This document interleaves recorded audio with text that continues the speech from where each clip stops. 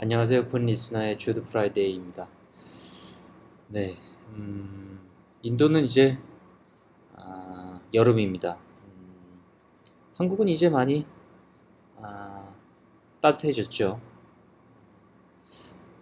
벚꽃 사진도 본 것 같은데요. 음, 여기는 아침에는 한 30도로 가볍게 시작해서 이번 주에는 아마 40도까지 올라갈 걸로 예상하고 있습니다. 제가 인도 기상청에 다니는 건 아니지만 아, 확실히 작년보다 더 빨리 더워진 것 같아요. 그 인도에서 제가 가장 뜨겁게 느꼈던 날씨에 체크해봤던 바로는 49도였는데요. 실제로는 50도 이상 올라가는 곳도 있다고 합니다. 그래요. 45도 이상 올라가게 되면은 다음날 그 신문에 아스팔트가 녹은 그런 질척질척한 사진도 등장하고는 합니다. 이런 데서 어떻게 사냐고요? 그래도 겨울에는 0도 이하로 내려가지 않아서 아, 제가 더운 것보다는 추운 거를 더 못 참는 것 같습니다. 그래서 음, 그럭저럭 살고 있습니다. 그래요. 오늘은 벌써 이 군 리스너를 녹음한 지 1년이 지났습니다. 그 계속 사연만 읽어드리는 것도 좀 못하고 해서 애초에 가졌던 방식으로 책도 좀 읽어드리면 어떨까 하는 마음으로 시작을 해 보겠습니다. 그래요. 음, 먼저 사연을 좀 읽어드릴게요.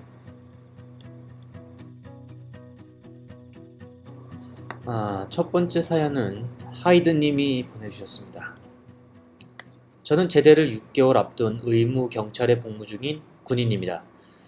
지난 휴가 때 교회 수련회를 가게 되었는데 너무너무 예쁜 그녀를 만나게 되었습니다. 햇빛에 비친 눈동자가 갈색으로 빛나는 그 눈부신 모습을 잊을 수가 없게 되었습니다.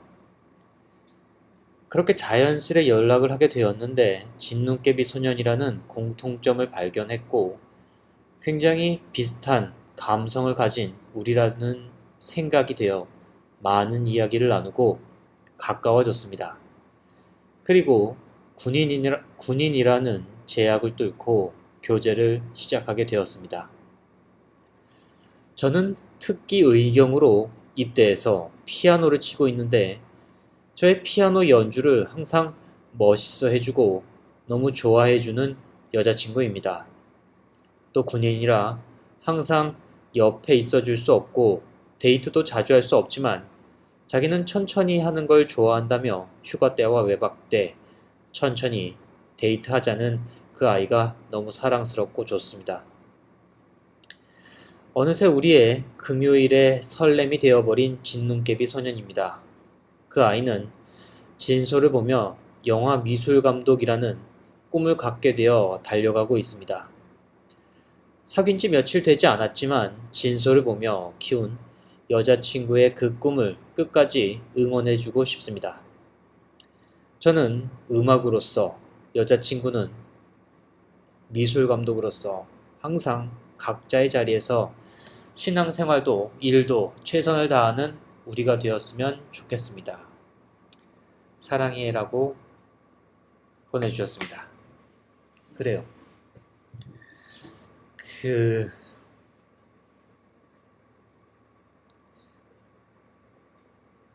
뭐랄까요? 그 물론 이것이 좋은 영향일지 아니면 나쁜 유혹일지는 아직 잘 모르겠습니다.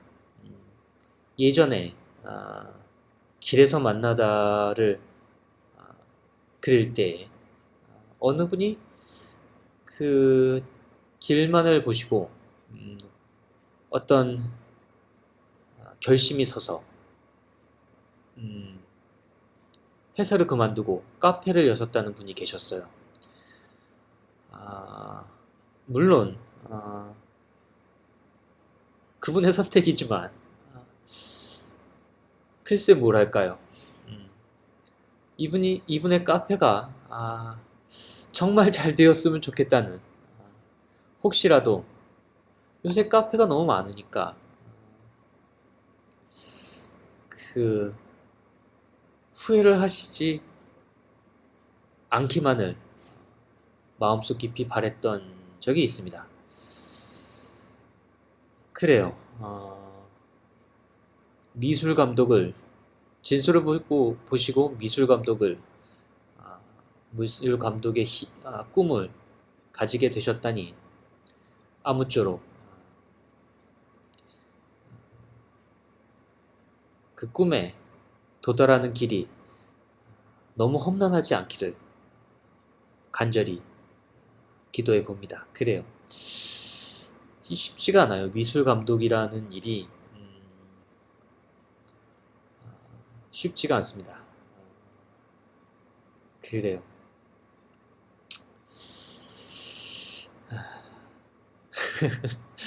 뭐랄까요.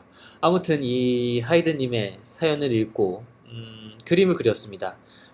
군 리스너 지난주 편이었나요? 지난주 편에 이 사진은 제가 지난번 서울에 갔을 때 그 전철을 타고 아, 지나갈 때 찍었던 장면입니다. 어딜 가고 있었던가요? 어딜 가고 있었는지는 자세히 기억나지 않지만 아무튼 전 그 전철을 타고 한강을 건널 때가 참 좋습니다. 아주 좋아요. 기분이 뭐랄까 좀 신선해지는 그런 기분이 듭니다. 그래요. 사연 고맙습니다. 네, 두 번째 사연은 해피88관님이 보내주셨습니다. 안녕하세요 작가님. 길에서 만나다 때부터 잘 보고 있는 팬입니다. 작가님께서 군 리스너를 하실 때부터 언젠가 부끄럽지만 사연을 한번 써봐야지 생각했었는데 이제야 쓰게 되네요. 저에게는 3년 넘게 사귄 남자친구가 있습니다. 남자친구는 성격이 좋아서 사람 만나는 것도 좋아하고 자기가 좋아하는 일에 열정적인 사람입니다. 그리고 3년 동안 제 손톱을 깎아줄 정도로 자상한 남자입니다. 하지만 저는 성격이 활발하지 않고 그리 밝지도 않은 사람인데 남자친구가 저를 만나면서 활동적이지 않은 사람으로 변해갔어요. 남자친구는 이런 성격이 더 좋다고 괜찮다고는 하지만 저는 괜히 이런 감정들을 심어줬다는 생각에 미안해지네요. 항상 제 기분을 먼저 생각해 배려해주는 남자친구에게 고맙고 요즘 주변 사람들이나 외부 사회적인 요인들에 의해 힘들어하는 남자친구에게 정말 잘하고 있어, 멋있어 라고 말해주고 싶습니다. 작가님께서 저 남자친구와 고양이 한 마리가 함께 별을 바라보고 있는 장면을 그려주셨으면 좋겠습니다. 고양이는 저희 어머니께서 기르는 고양이인데 남자친구와 저 둘 다 그 고양이를 사랑해서요 라고 보내주셨습니다. 그래요. 3년 정도 사귀었으면 아무래도 영향을 받죠. 앞서 말씀드렸다시피 어떤 사람에게 어떤 영향을 주는 데 있어서 그것이 정말 좋은 영향인지 아니면 정말 나쁜 영향인지는 좀 시간이 많이 지나봐야 되는 것 같아요. 진소에도 이런 대사가 있죠. 뭔가를 후회할 때는 죽기 전 5분 전이 딱 적당한 시간 같다고. 그래요. 아직 잘 뭐, 그, 활동적인 사람이 좋고, 좀, 내향적인, 내성적인 사람이 나쁘다는 거는 좀 예전 생각 같아요. 저희 어머니가, 제가 그림을 그리는 걸 좋아했는데, 음, 그, 그러니까 저희 어머니도 그 학부형 모임에 나가고 이렇게 해서, 아, 다른 부모님들께 이제 종욱이가 그림 그리는 걸 좋아하는데 왜 미술학원에, 그러니까 화실에 안 보내고 뭐 하다못해 뭐 예고를 지원한다거나 뭐 이러지 않냐는 그 다른 친구들의 어머니 말에 아이가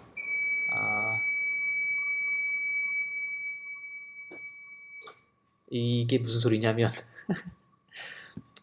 인도는 정전이 잦습니다. 그 지금 정전이 되어서 그 정전이 되었을 때 뭐 인터넷이나 이런 것이 끊기면 좀 불편하니까 그 UPS라고 해서 음, 아시는 분도 계시겠지만 그 거대한 보조 배터리예요. 음,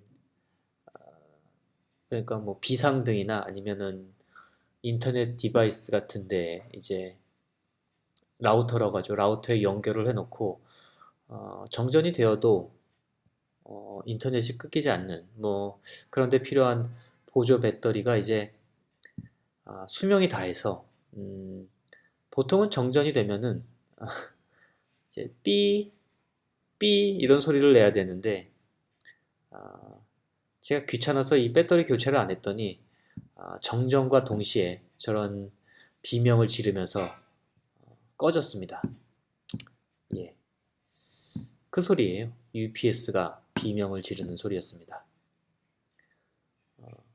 뭐지? 보통은 이 제 아파트 메인터넌스에 있는 발전기가 돌면서 전기가 돌아와야 되는데 아 그래요. 아, 그 아침에 인터폰으로 그 멘테넌스 오피스에서 전화가 왔는데 아, 그 제가 힌디를 못합니다. 인도에는 이제 그 힌디, 인도어와 그 영어를 공통으로 쓰고 있는데 제가 그 인도에 온 지 뭐 한 6년이 다 돼가는데도 아직 힌디를 거의 전혀 못해요.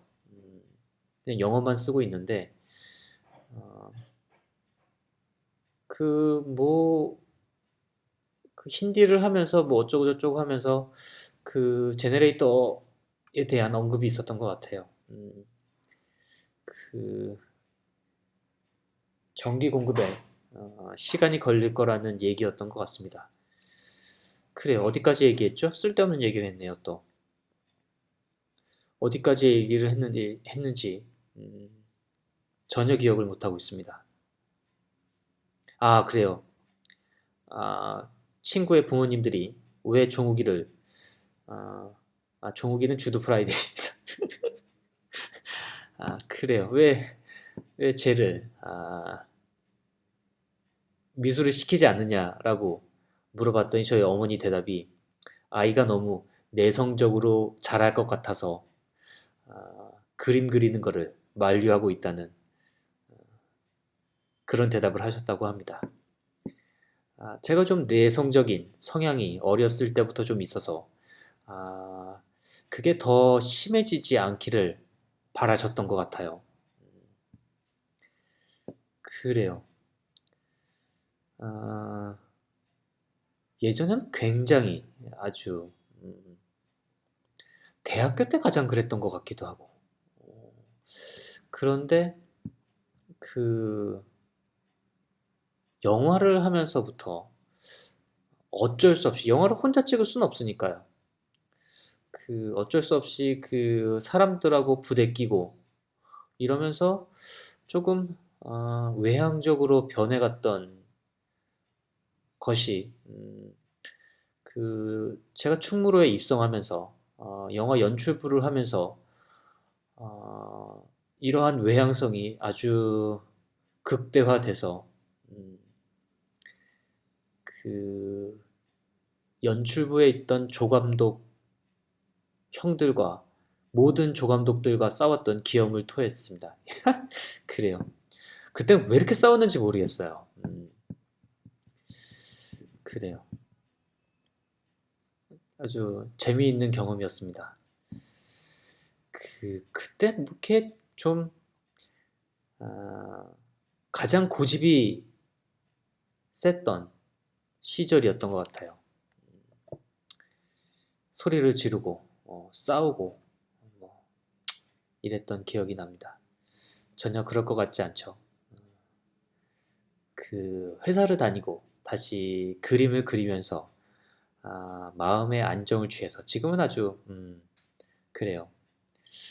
그 싸우지 않는 인간을 지향하고 있습니다. 그래요. 엄청나게 떠들었네요. 아무튼 사연 고맙습니다. 그림을 잘 받으셨는지 모르겠어요. 뭐 제가 그림을 보내드린 건 아니지만 아, 그래요. 고맙습니다, 사연.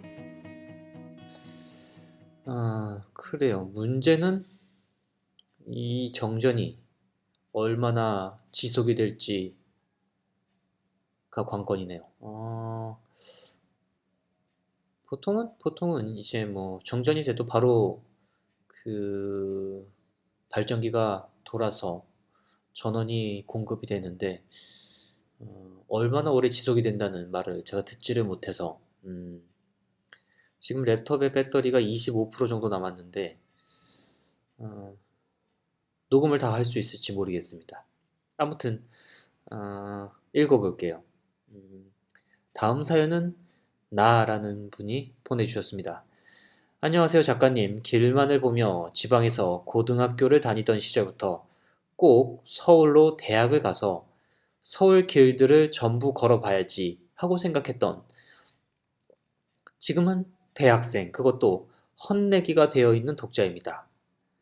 저는 대학을 가서 생각보다 너무 많은 일들로 너무 바쁘게 살았기 때문에 리스트에 있던 길을 다 걷지 못했습니다. 오히려 서울에서는 항상 바빠서 버스를 탈 때도 걸을 때도 주변을 둘러볼 여유는 없었던 것 같습니다. 3년을 방학도 없이 내리달리고 나니 더 이상 이렇게는 못 살겠다라는 생각이 들어 이번 겨울 모든 것을 내려놓고 약 한 달간 호주로 떠났습니다. 이미 많은 것들을 계획하는데 이골이 났기 때문에 계획도 리스트도 없는 여행이었습니다. 첫날 숙소에서 잠만 자고 다음날을 길가를 어슬렁거리다 잔디에 누워 자는 여행이었습니다. 체류 내내 하나의 숙소에서 묵었고요. 날씨도 사람들도 모두 좋았지만 무엇보다 가장 좋았던 것은 내가 지금 당장 해야 할 일이 없다는 사실이었습니다. 혼자인 여행이었기에 누군가를 위한 계획을 세울 필요도 없었고요. 그러던 어느 날 바닷가에서 홍콩에서 온 언니를 만났고 우리는 둘 다 익숙하지 않은 영어로 많은 이야기를 하며 많은 길을 걸었습니다.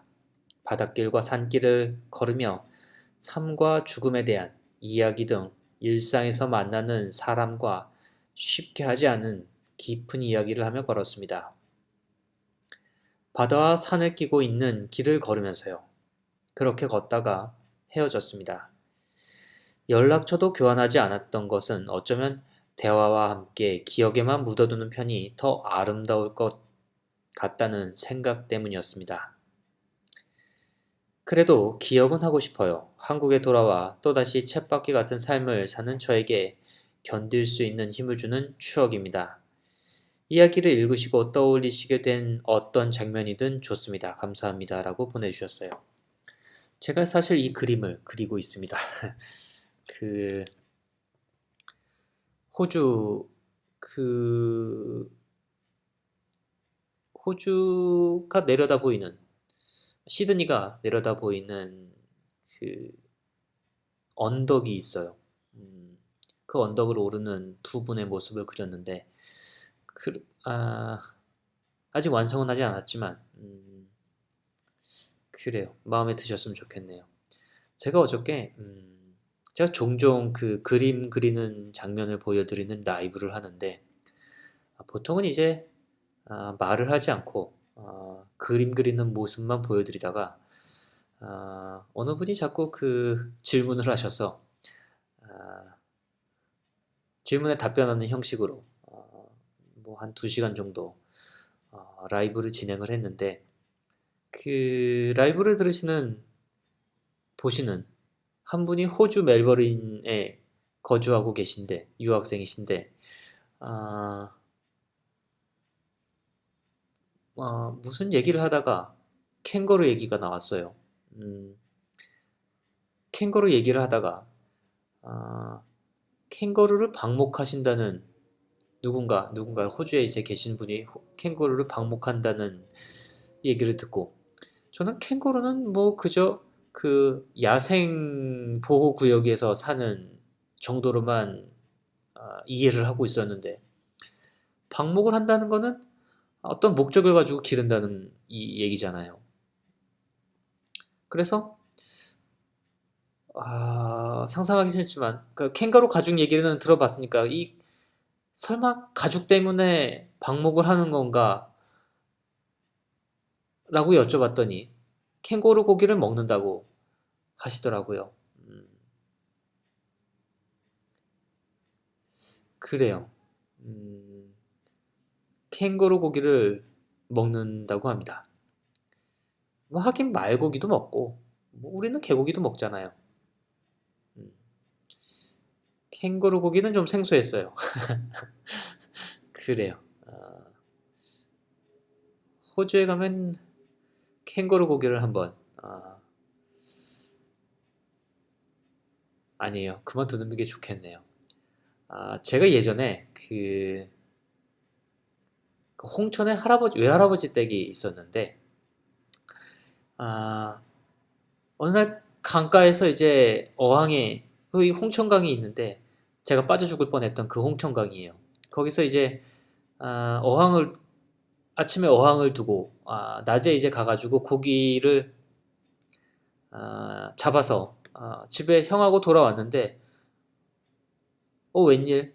그 동네 사람들이 다 그 저희 그 외할아버지 집 마당에서 잔치를 하고 있어요. 그 들여다봤더니 뭐 이렇게 고기를 드시고 있는 거예요. 그래서 이게 웬 고기입니까? 라고 했더니 그때 저희 할아버지가 돼지를 키우고 계셨어요. 그래서 돼지고기인가 봤더니 돼지는 아니에요, 이게. 돼지고기랑 맛이 다르잖아요. 할아버지가 사슴고기래요. 그래서 웬 사슴? 하고 물어봤더니 할아버지가 산에 가서 총으로 빵 하고 사슴을 잡아서 마을 사람들하고 같이 먹는 거야 라고 하시더라고요. 그래서 그걸 주워 먹었죠. 사슴고기가 맛있더라고요. 그런데 이제 그 동네 사람들이 다 떠나고 어, 마당도 다 치워지고 했는데 뭔가 허전해요. 마당에 있어야 할 개가 안 보이는 겁니다. 형에게 물어보니 형이 야 이 바보야 그 말을 믿냐? 그랬던 충격적인 사건이 있었습니다. 뭐 그 이후에도 저는 뭐 개고기를 먹었던 기억이 납니다. 그래요.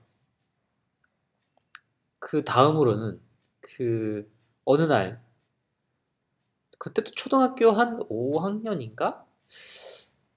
아, 밖에서 놀다가 친구들하고 놀다가 이제 배가 고파서 집에 들어왔는데 냉장고를 뜩 열어보니 안에 닭갈비가 있는 게 아닙니까? 춘천엔 닭갈비가 유명하잖아요.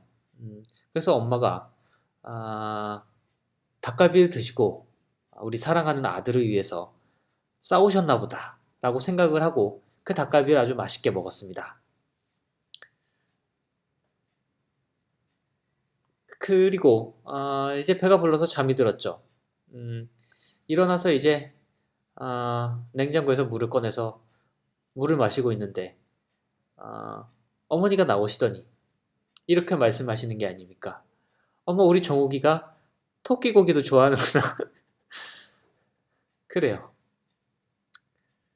닭고기가 아니라 토끼고기였습니다. 토끼고기 드셔본 적 있으세요? 닭고기하고 비슷해요. 그래요. 또 쓸데없는 얘기를 했네요. 아무튼 그 나은님 아무쪼록 그 호주에서 어, 호주에서 캥거루 고기를 드셔보셨는지 모르겠어요. 여행을 잘 마치시고 음, 돌아오셨다니 그 다행이네요. 여행이 필요해요, 사람에게. 그래요, 사연 고맙습니다.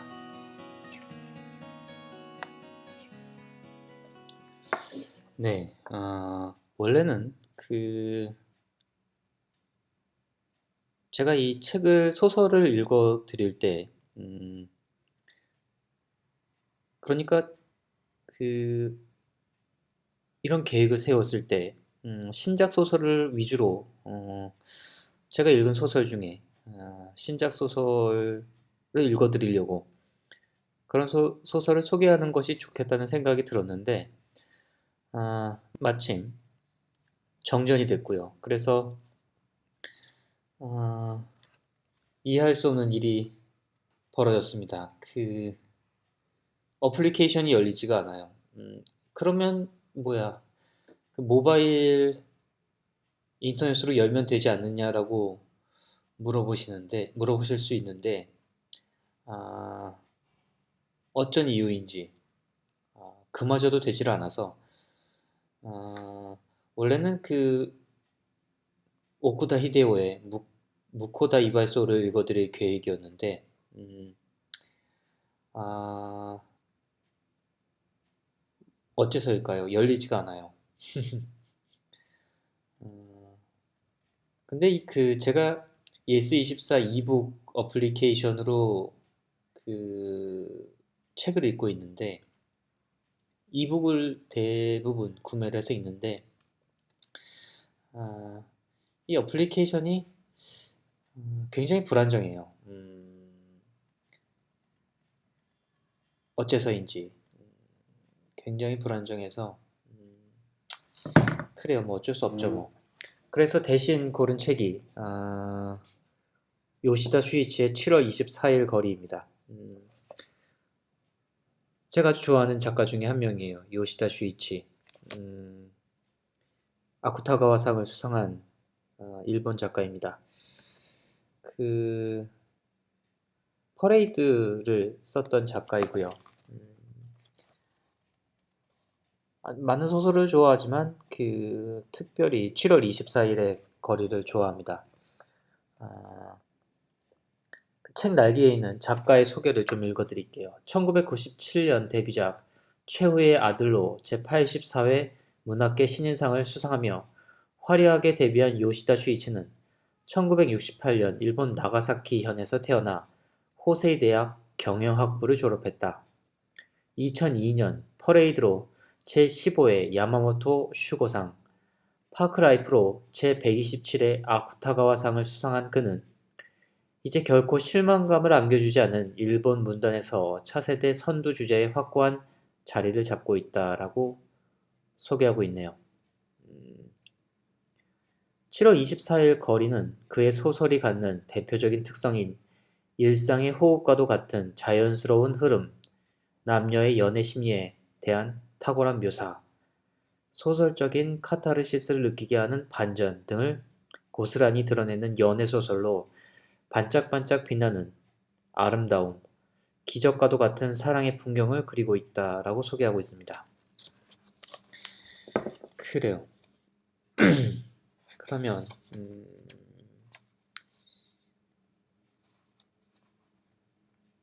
소설의 첫 번째 챕터를 읽어드리겠습니다. 첫 번째 챕터, 인기 많은 남자가 좋다. 오늘 아침 항구에서 나비의 시체를 보았다. 처음에는 손수건인 줄 알았는데 가까이 다가가서 보니 검은 날개에 노란 무늬가 박혀있는 큼지막한 호랑나비였다. 순간적으로 어떻게 이런 계절에 하고 고개를 갸웃했지만 찬찬히 들여다보니 몸통에 핀이 꽂혀 있었다. 표본이었던 나비가 항구 제방에 떨어진 것이었다. 무슨 사연인지는 모르겠지만 몸통에 꽂혀 있는 핀을 보는 순간 등이 따끔했다. 발 디딘 자리 바로 앞이 제방 끝이어서 직각으로 바다에 떨어질 그 장소에 몸이 슥 빨려 들어갈 것만 같은 느낌이었다. 나는 황망히 나비의 시체를 건너뛰어 평소처럼 제방 위를 걸었다. 아직 오전인데 하늘은 눈이 따가울 정도로 파랗다. 그 새파란 하늘은 항구의 수면에도 비치고 있었다. 월요일에서 금요일까지 나는 매일 아침 7시 16분 버스를 탄다. 가끔씩 버스가 늦게 올 적은 있어도 내가 그 버스를 놓치는 일은 없다. 제로니모스 수도원 앞 정거장을 떠난 버스는 야트막한 언덕 몇 개를 넘어 시내로 들어간다. 간혹 오른쪽으로 바다가 보이는 일도 있지만 대개는 집 장수가 지어판 평범한 주택이 줄지은 도로를 지나간다. 어쩌다 눈에 띄는 빨간 코카콜라 자동 판매기조차 그곳에 설치되어 있다는 사실이 생경하게 느껴진다. 버스는 회사가 있는 가레트 거리를 거쳐서 가지만 나는 늘 두 정거장 전에서 내려 날마다 모습을 바꾸는 항구를 바라보면서 제방을 따라 걸어서 회사로 간다. 전에는 버스를 타고 출퇴근하기가 따분하기 짝이 없었는데 가본 적 없는 포르투갈의 리스본이란 도시의 지형이 내가 사는 이 도시와 어딘가 모르게 비슷하다는 것을 발견한 뒤로 출근길을 그럭저럭 즐길 수 있게 되었다. 예를 들면 이렇다. 늘 버스를 타는 마루야마 신사 앞이란 정거장 이름을 제로니모스 수도원 앞이라고 바꾸자 언덕을 넘어 시내로 들어가는 오른쪽으로 바다가 보이는 길도 리스본과 똑같았다. 그렇다면 제방과 나라는 현도는 7월 24일 거리고 재개발 덕분에 항구에 조성된 물가공원은 코메르시오 광장 이렇게 하나하나 이름을 바꾸다 보니까 현청 소재지도 못 되는 일본의 소박한 지방 도시가 리스본 시가지와 완벽하게 겹쳐지게 되었다. 물론 이런 엉뚱한 발견을 한 다른 사람에게 얘기할 수는 없다. 얘기해봤자 동료인 우메키는 어머나 그래? 하며 살짝 놀라는 척이나 할 것이고 최근에 아르바이트생으로 들어온 나스키는 리스본이요? 리스본이 미국에 있나요? 하고 생뚱맞은 소리나 할 테니까. 차라리 모두에게 비밀로 하는 편이 낫지. 그런데 이 나만의 놀이가 요즘 들어 약간 도가 지나치지 않나 싶은 생각이 든다. 지난주였나 보다.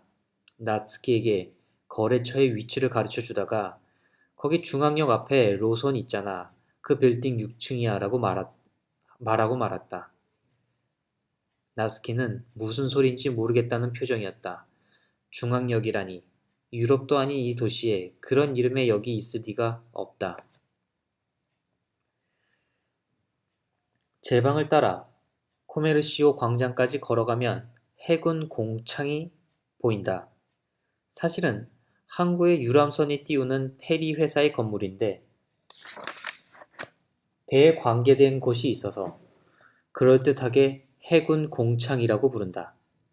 그 건물과 마주하기 직전 제 방에서 벗어나 회사가 있는 가레트 거리로 들어선다. 가레트 거리에 들어서면 바로 고풍스러운 카페 하나가 있다.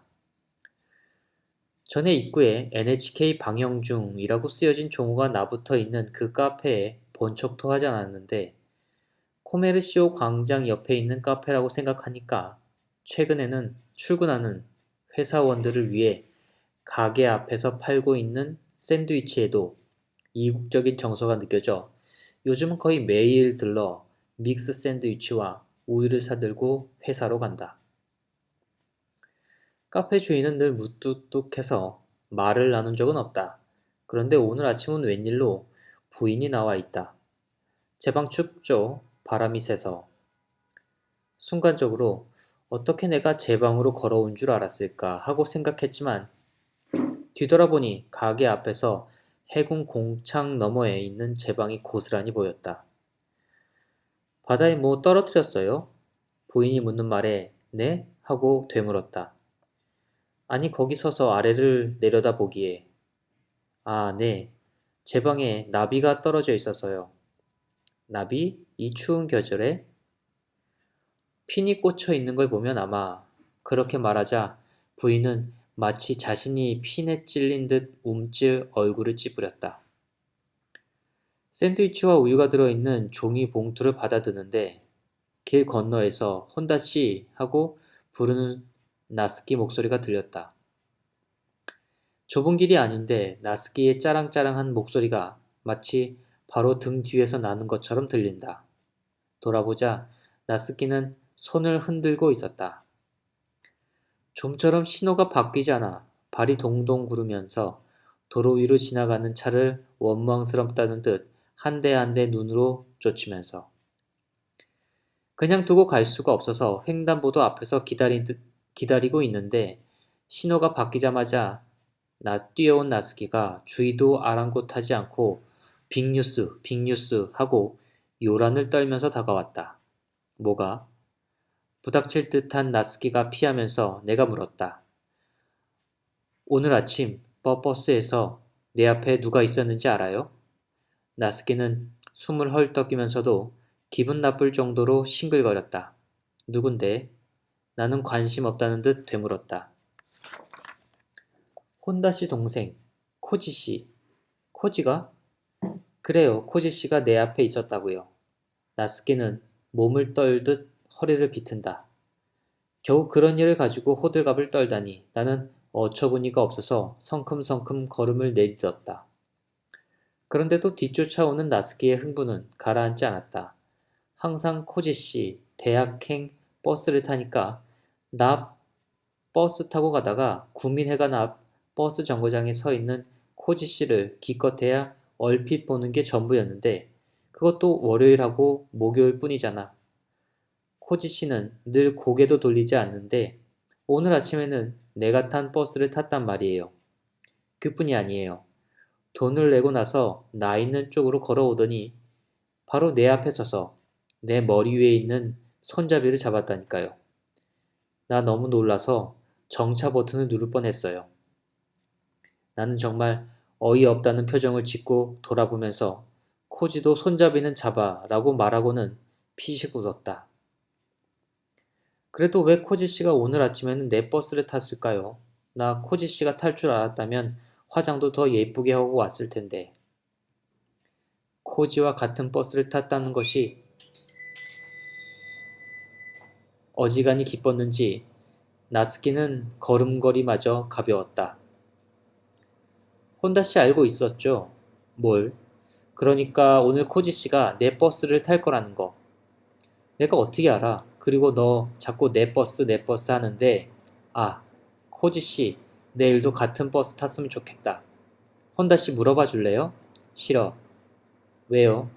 이렇게 나스키 같은 여동생에게 동생 얘기를 듣는 데는 이미 익숙해져 있었다. 물론 기분 나쁘지도 않고 어떻게 보면 그런 여자애들 이상으로 내가 들뜨기도 했다. 하지만 내색하지 않고 우리 동생 어디든 있는 평범한 학생이잖아 라고 퉁명스럽게 말하면 대부분의 여자애들은 좋겠다 혼다 씨는 집에 가면 코지 씨가 있으니까 라며 부러운 듯 허리를 비비꼬곤 했다. 사실 대학에 입학한 후 동생은 캄포 페케노 투우장 근처에 있는 아파트를 빌려 혼자 살고 있었는데 일주일에 한 번은 내가 만들어주는 밥을 먹기 위해 집에 오는 것도 사실이니까 그녀들이 부러워하게 그냥 내버려 두었다. 겨울방학이 되면 아르바이트 한다고 했었는데 그래서 그 버스를 탄 게 아닐까? 나는 나스키에게 그렇게 말했다. 마침 회사 건물로 들어서려는 참이었다. 자동문이 스르륵 열리면서 안에서 후끈한 공기가 흘러나왔다. 아르바이트요? 무슨 아르바이트인데요? 나 가볼래요. 가보다니 어딜? 나도 모르게 웃음이 쿡 터져 나왔다. 찻집이나 레스토랑에서 웨이터 하는 거 아니겠어요? 나스키가 하도 비장하게 묻기에 택배 회사에서 물건 구분하는 작업을 한다는데 항구에 있는 창고라니까 가봐 하고 일러주었다. 나와 동생은 4살 차이다. 덕분에 어렸을 때부터 말다툼을 한 번 하지 않았고 동네 사람들과 친척들이 아무리 코지만 귀여워해도 나만 싹 무시당한다는 기분은 들지 않았다. 반대로 아들 칭찬을 듣는 엄마 같은 우쭐한 마음으로 지낼 수 있었다. 동생은 초등학교와 중학교에서 축구부 활동을 했다. 고등학교에 들어가서도 계속 할 줄 알았는데 느닷없이 기타에 관심을 보이더니 축구를 그만두고 친구와 함께 밴드를 만들었다. 딱 한 번 동생이 출연하는 라이브 공연을 보러 간 적이 있는데 누나의 눈으로 잘 봐줘도 실력 있는 밴드는 아니었고 그렇다고 나름의 멋이 있느냐 하면 그렇지도 않았다. 그런데도 공연장은 여자애들 천지였다. 모두들 내 동생을 보러 온 것이다. 공연이 끝나고 밖으로 나올 때에는 나를 쫓아온 여자애들이 저 이거 코지 씨에게 좀 전해주세요 라며 편지와 쿠키를 건네주었다. 알겠어요, 고마워요. 그렇게 말하고는 공연장을 떠나면서 내 등을 여자애들이 보고 있겠지 하고 의식했다. 솔직히 기분이 무지 좋았다. 하지만 곧 등 뒤에서 여자애들이 수군거리는 소리가 들려왔다. 저 사람 진짜 코지 씨 누나 맞지? 상상했던 것과 정말 다르다. 난 좀 더 세련된 사람일 줄 알았는데 나쁜 뜻은 없었겠지만 나는 나도 모르게 발길을 서두르고 말았다. 나스키와 함께 사무실로 들어서자마자 나는 곧장 급탕실로 갔다. 부탁하면 아침 커피 정도는 나스키가 끓여주지만 그 아이가 끓여주는 커피는 꼭 열지 않으면 짓다. 나스키는 처음 얼마간은 내가 커피를 끓이고 있노라면 제가 할게요 라고 나타났는데 그럴 때마다 내가 괜찮아 아침에 커피향을 맡으면 하루 기분이 좋거든 하고 적당히 둘러대다 보니까 마침내는 내가 아침 커피 담당이 되고 말았다. 매일 아침 영업 담당 안도 주임이 커피 메이커에서 쫄쫄 흘러나온 커피가 포트의 절반쯤 고였을 때쯤 나타난다. 자기 책상에 가방을 탁 내려놓고 바로 급탕실로 오는 일도 있고 또 때로는 바로 앞 책상에 앉아있는 아라키 씨와 어젯밤 야구 경기가 어쨌다느니 축구가 어떻다느니 한두 마디 감상을 나누고 나서 글쎄 말이야 그때 한 점 넣었으면 흐름이 바뀌었을 텐데 라고 말하면서 오는 일도 있다. 오늘 아침에도 역시 포트에 고인 커피가 절반쯤 넘을 즈음 안녕 하는 시원스러운 목소리가 들리고 안도 주임이 급탕실에 나타났다. 안녕하세요. 혼다씨 오늘도 우유 사왔어? 그렇게 매일 안 물어도 사와요. 참 그렇지 나는 늘 마시는 걸로. 안도 주임은 그렇게 말하고 목덜미를 글쩍글쩍 긁고는 아라키씨 커피 마시고 바로 외근 나갈까? 라고 사무실이 다 울리게 큰 목소리로 말하면서 자기 책상으로 돌아가 느긋하게 하품을 하고 있는 아라키 씨의 등을 툭 쳤다. 안도 주임이 말하는 늘 마시는 것은 커피 절반과 내가 사온 우유의 절반을 섞은 카페오레로 내가 처음 우유를 사온 아침에 혼다씨 그거 남길 것 같으면 내게 50엔에 팔아 라고 한 것이 그 시작이었다. 팔기는요 드릴게요. 그래도 돼? 그럼 기꺼이. 안도 주임은 내가 절반을 남긴 우유병을 집더니 커피가 담겨있는 자기 컵에 반쯤 쏟아부었다. 그 광경을 보다가 나는 고등학교 때 맥도날드에서 똑같이 카페오레를 만들던 육상부 선배 사토시가 생각났다. 체육대회 마지막 날 모두 산타클라라 광장에 있는 맥도날드에 가서 조촐하게 쫑파티를 할 때였다. 계단을 올라온 순서대로 앉다 보니 어떻게 사토시 옆에 앉게 되었다. 내가 팩에 든 우유를 절반쯤 남기자 이거 마실 거야? 아직 남았는데 라며 사토시는 내 우유팩을 마구 흔들었다. 응, 다 마셨어 하고 내가 대답하자 그는 이로 팩 입구를 꽉 물더니 절반쯤 남은 우유를 자기 컵에 콸콸 부었다. 어머 사유리, 너 부끄러워하는 거니? 같은 테이블에 앉은 나오코가 그렇게 말하며 이죽거렸다. 지금도 기억하고 있는데 그때 나오코도 나와 같이 주문한 우유를 다 마시지 않은 상태였다. 얘는 나로서는 농담하냐는 식으로 조금은 기가 막히다는 표정으로 말했는데 그 자리에 있는 다른 아이들에게 그렇게 전해지지 않았는지 좀 안 됐다는 시선이 일제히 나를 향했다. 사토시에게는 물론 여자친구가 있다. 만약 일본의 고등학교에도 프롬 파티가 있었다면 틀림없이 그 해의 킹과 퀸은 그 둘이 차지했을 그야말로 학년을 대표하는 커플이었다.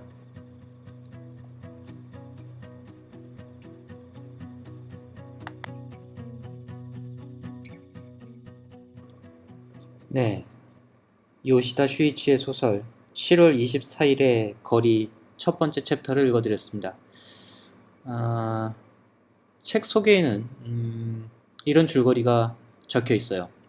시골의 조그만 항구 도시에 사는 주인공 혼다는 늘 반복되는 일상으로부터 탈출을 꿈꾸지만 일상에 적응하며 살아간다. 대학 졸업 후 안도 주임과 부인 아키코가 운영하는 평범한 직장에서 생활하던 혼다는 연말 동창회에서 짝사랑했던 사토시를 만난다. 하지만 사토시는 아키코와 사랑하던 사이이다. 둘의 사이가 틀어지면서 자신에게 연락하는 사토시를 밀어내지 못하고 만나기 시작하는 혼다. 그렇게 사토시와 가까워지기 시작하자 뜻밖의 소식을 접하게 된다. 아키코가 이혼을 한다는 것. 혼다는 자신의 흔들리는 사랑을 지키기 위해 평생 해보지 않았던 일을 하게 되는데 라는 줄거리를 갖고 있습니다. 그래요. 요시다 슈이치의 소설을 읽어보시지 않으셨던 분은 이 소설을 시작하는 것도 좋을 것 같아요. 가볍게 읽을 수 있고요. 이 소설과 또 퍼레이드도 흥미로운 소설입니다. 저는 개인적으로 랜드마크도 재미있게 읽었고요. 그래요. 동경만경도 재미있습니다. 그래요. 도시여행자도 재미있고요. 사실 요시다 슈이치의 소설은 전체적으로 그러니까 비슷한 리듬의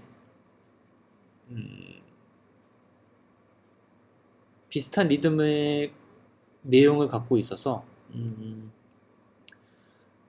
그 처음에 이제 퍼레이드를 읽고 그 다음에 7월 24일의 소설을 읽은 후에 그때 한 7, 8권의 소설을 한꺼번에 주문해 놓고서 읽었던 기억이 납니다. 그 문자를 읽는 즐거움이 있는데 그러니까 그 빠른 소설이 있고 또 이제 좀 느린 템포의 소설이 있잖아요.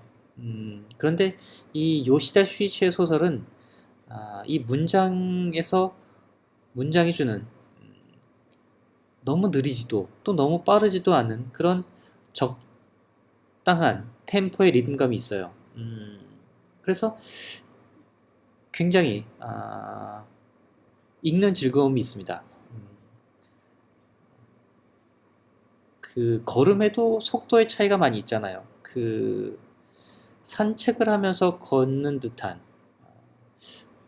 그런 리듬인 것 같아요. 그래요. 아, 읽는 사이에 전기가 들어왔습니다. 서프라이즈 하면서요. 그래요. 아, 이번 주에 읽어드렸던 소설은 요시다 슈이치의 7월 24일 거리였습니다.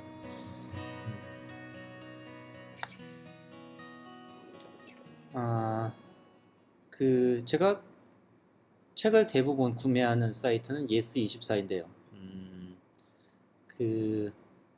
주로 소설을 구매하는데 이번 주 소설 주간 베스트를 좀 읽어드릴까 합니다. 1위는 기린의 날개, 히가시노 게이고의 작품입니다. 2위 역시 히가시노 게이고의 나미야 잡화점의 기적입니다. 제가 아직 기린의 날개는 읽어보지 못했는데 뭐 아무래도 요즘 가장 핫한 일본 작가라면 역시 히가시노 게이고겠죠. 한국에서도 인기가 많은 것 같아요. 3위는 82년생 김지영, 조남주 작가의 소설입니다. 4위는 톤 텔레헨의 고슴도치 소원이라는 소설입니다. 톤 헬레헨은 아직 제가 한 번도 읽지 않은 작가인 것 같아요. 나중에 한번 보고 싶네요. 고슴도치의 소원, 제목이 좋아요. 5위는 김은 작가의 공터에서입니다. 그래요. 6위는 공지영 작가의 할머니는 죽지 않는다입니다. 공지영, 제가 한국 소설을 잘 읽지 않아요. 7위는 윤태영 작가의 오래된 생각입니다. 위즈덤 하우스에서 나왔고요. 8위는 한강 작가의 채식주의자입니다. 아직도 올라와 있네요. 순위에. 창비입니다. 9위는 반디 작가의 고발이라는 소설입니다. 다산 책방에서 나왔고요. 제가 고발은 현재 읽고 있는데요. 이 반디라는 필명입니다. 반디라는 작가는 현재 북한에 살고 있고요. 이 소설들을 비밀리에 반출을 해서 다산 책방에서 묶었다고 합니다. 사실 북한에 대한 실제적인 생활에 대해서 이런 탈북자들의 그런 언급으로 많이 이해는 하고 있지만 그런 세부적인 생활상에 대해서는 이해가 쉽지 않은데 그런 면에서 좀 의미가 있는 작품이라고 생각을 해요. 그래요. 재미있습니다. 재미있는 소설이에요. 언제 한번 읽어드릴 기회가 있으면 좋겠네요. 10위는 김수연 작가가 쓰긴 했는데 김은숙 작가의 도깨비죠. 도깨비 원작 소설인데 그래요. 이것도 아직 순위에 있네요. 11위도 한강 작가의 소년이 온다입니다. 창작가 비평에서 나왔고요. 12위는 이게 아직 순위에 있네요. 알랭드 보통의 낭만적 연애와 그의 일상입니다. 알랭드 보통도 한국에서 특히 인기가 많죠. 그래요. 13위는 귀여운 미소의 브루클린 소녀입니다. 제가 이 책을 사놓고 아직 읽지는 못했습니다. 그래요. 읽고서 조금 소개를 해드릴까 합니다. 14위도 당신 인생의 이야기, 영화 원제는 얼라이벌인데 한국에선 컨택트로 소개가 된 당신 인생의 이야기, 테드 창의 원작 소설입니다. 출판사는 엘리고요. 제가 이 책도 사서 이 책이 단편집이에요. 단편을 모아놓은 소설집인데 처음에 첫 번째 작품과 그 다음에 이 컨택트의 원작 소설이 된 이 당신 인생의 이야기 편만 읽었습니다. 아직 시간이 되면 전체적으로 다 읽어볼 계획을 갖고 있어요. 그렇습니다. 소설이 좀 난해한 면이 있는데 그럼에도 불구하고 좀 빨려드는 매력이 있어요. SF 특유의 그런 신비로움도 갖고 있습니다. 재미있는 소설이에요. 15위는 최은영 작가의 쇼코의 미소라는 작품입니다. 이 최은영 작가는 제가 아마도 이동진의 빨간 책방에서 빨간 책방 소개로 들은 것 같아요. 제목만 보면 일본 작품일 것 같은데 최은영 작가 한국 사람의 소설입니다. 그래요. 16위도 도깨비 원작 소설이네요. 17위는 오쿠다 히데오의 버라이어티라는 소설입니다. 그래요. 오쿠다 히데오의 단편 6편을 모은 단편집이라고 합니다. 오쿠다 히데오를 좋아하는 독자들은 좋은 선물이 되겠네요. 18위는 루시 몽고메리의 빨간 머리엔 출간 10주년 리미티드 에디션입니다. 빨간 머리엔 소설을 한 번쯤은 다 읽어보셨을 텐데 저는 최근에 읽은 게 영어 공부한답시도 쉬고 영문 소설을 읽었는데 재미있어요. 재미있습니다. 19위는 로베르트 발저의 산책자라는 소설입니다. 로베르트 발저는 전 잘 몰라요. 소개를 보면 독일 문학사에서 가장 중요한 작가 중 한 분이라고 소개가 되어 있고요. 이분의 단편집을 모은 소설이라고 합니다. 이 로베르트 발저를 제가 어디서 들었죠? 지대너백에서 들었나요? 이 작가의 소설을, 이 작가의 이름을 들은 것 같아요. 최 사장이 언급했나요? 모르겠습니다. 자세히 기억이 안 나나요? 20위는 좀 낯선 소설인데요. 너무 시끄러운 고독이라는 제목의 보후밀 흐라발 작가의 작품입니다. 문학동네에서 나왔고요.